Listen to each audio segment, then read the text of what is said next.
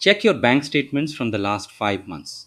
Your salary looks exactly the same, but your actual purchasing power has quietly plummeted. The cost of acquiring basic daily goods has surged, hitting kitchen budgets with a sudden shock. Official metrics display stable headline inflation around 4.5%, but primary food items have spiked, creating 94% inflation across your daily consumable basket. These survival costs, groceries, fuel, healthcare, now claim 80% of most household budgets.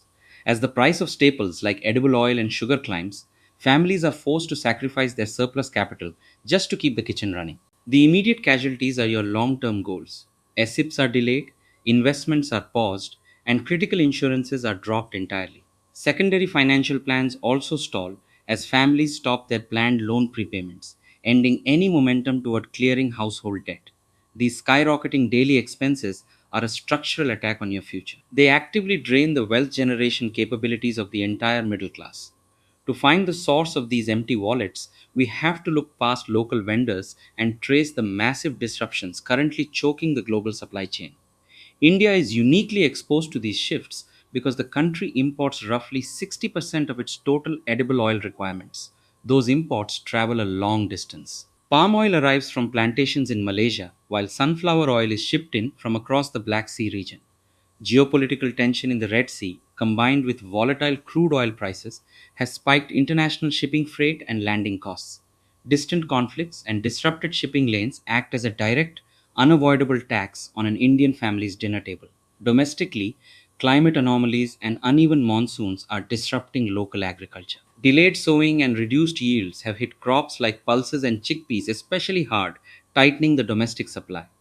This scarcity is often compounded by large traders who hoard agricultural inventory in silos right before the start of festive seasons. When erratic weather patterns meet strategic hoarding, the resulting supply bottleneck can instantly inflate retail prices by as much as 20%. If inflation is this severe, why isn't the Reserve Bank of India taking action to stop it? The central bank faces a structural mismatch. Monetary policy is a tool to control consumer demand, but this crisis is driven entirely by broken supply chains. Raising interest rates only makes home and car loans more expensive. It cannot lower global freight costs or force rain to fall on parched crops. This is the double squeeze. The middle class is being crushed from both sides, suffering from high, unyielding EMI rates while paying inflated prices for the basic means of survival.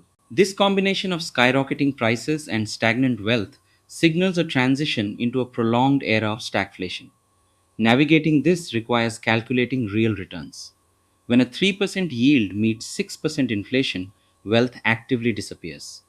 Protecting what remains requires a liquid buffer of 3 to 6 months of expenses. Finally, secure fixed income deposits act as a steady anchor, balancing a violently volatile equity market. Unless individuals actively align their personal finance habits with these macroeconomic realities, their hard earned purchasing power will continue to evaporate. There are three specific signals to watch over the next 2 quarters to see if this economic pressure will break. Watch for domestic crop yield recovery, the stabilization of global shipping freight, and if the RBI prioritizes growth. How have you personally adjusted your household budget to manage this squeeze over the last 5 months? Share your experience in the comments. Inflation is a real time record of shifting global priorities, a direct link between geopolitical conflict and HEP price of survival.